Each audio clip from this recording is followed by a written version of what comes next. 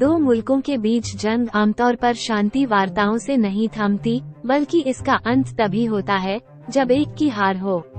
इसका सबसे बड़ा उदाहरण पहला वर्ल्ड वॉर है। साल 1918 में लड़ाई खत्म तो हुई, लेकिन असल में दुनिया कन्फ्लिक्ट ट्रैप में फंस गई थी। ये वो स्थिति है जो युद्ध के तुरंत बाद आती है और दशकों तक चलती है। देश गरीबी झेल रहे होते हैं, आंतरिक तनाव रहता है, कई गुट बन चुके होते हैं। ये सब कुछ मिलाकर एक नए युद्ध की जमीन तैयार हो रही होती है। पहला वर्ल्ड वॉर पूरी तरह रुका नहीं था। पहला विश्व युद्ध क्लियर कट जीत या हार नहीं था। इस दौरान जर्मनी को लगा कि वो सबसे मजबूत देश होकर उभर सकता है, अगर बाकी देशों को पटखनी दे दे तो। इसके लिए नाजी शासक हिटलर ने खुद को तैयार किया और एक के बाद एक देशों को अपने साथ मिलाने लगा।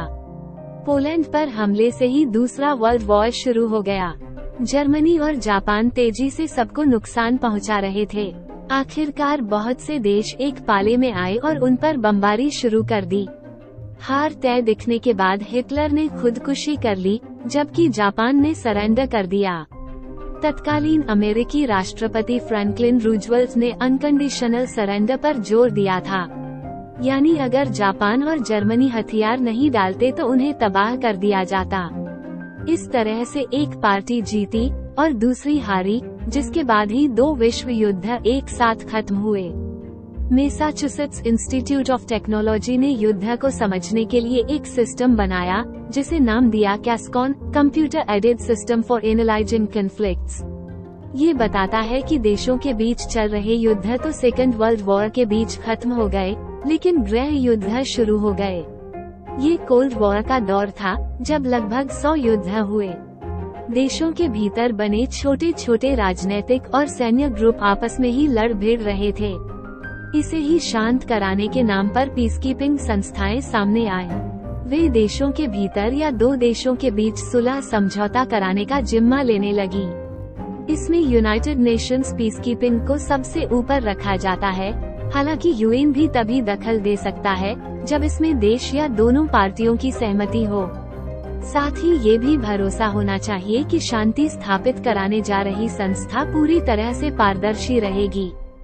यूएन पीसकीपिंग दावा करती है कि उसने दूसरे वर्ल्ड वॉर के बाद से अब तक कई देशों में शांति स्थापित करने में मदद की है।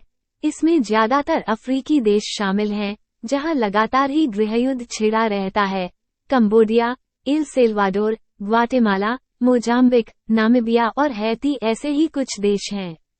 फिलहाल अफ्रीका और मिडिल ईस्ट में पीसकीपिंग संस्थाएं काफी एक्टिव हैं।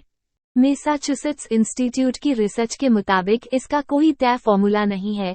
हालांकि लड़ाई के बाद कुछ चरण आते हैं, जैसे प्रिलिमिनरी टॉक। ये आमतौर पर देशों के लीडर या पीसकीपिंग संस्थाएं कराती हैं।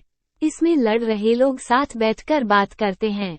इसके बाद नेगोशिएशन होता है, यानी शर्तें रखी जाती हैं। अगर सब कुछ ठीक रहा तो कुछ लिखिपढ़ी के साथ शांति स्थापित हो जाती है। हालांकि इसमें भी कई पेंच हैं।